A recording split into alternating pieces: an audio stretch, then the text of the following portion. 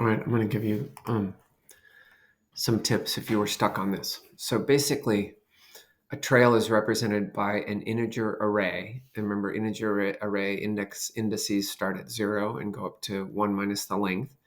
And then there'll be all these numbers in there. And that's right here, private int markers. The array is called markers. And we don't see the constructor. That doesn't matter. We're just working on right here.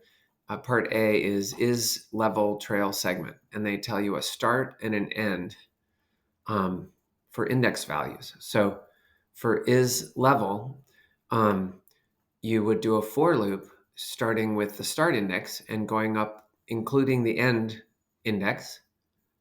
So make sure you do less than or equal to end, and you can trust that those values will be legitimate. And you want to find the maximum value in there and the minimum value in there. And then they're saying it's level if the difference between the maximum and the minimum is 10 or less.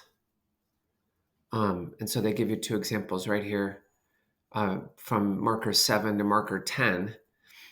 Let's take a look. From marker 7 to marker 10, the differences in here, the maximum is 80, the minimum is 70. So that segment would be considered level.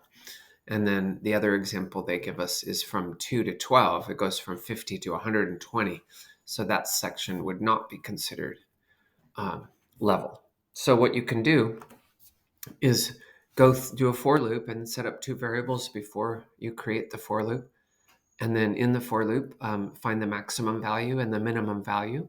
And then after the for loop, do a check if maximum minus minimum is greater than 10, then return false, otherwise return true. Because it's a Boolean. Okay? And then the is difficult, and I'm asking you to do this on a piece of paper. So pause. If you haven't tried to do part B yet, pause. Okay, I'm assuming now you're having trouble doing part B. And a trail is considered difficult if there's 3 or more changes that are more than 30 meters up or down. So they're just showing you, and this one doesn't have to do with a segment. It's just the whole thing. So you would go through the whole array and subtract one element from the previous one and see if its difference, absolute value of the difference, was greater than 30, then count that. Make a variable before the for loop where you're, counting how many times you find one that's greater than or equal to 30. And you have to use math.abs for absolute value.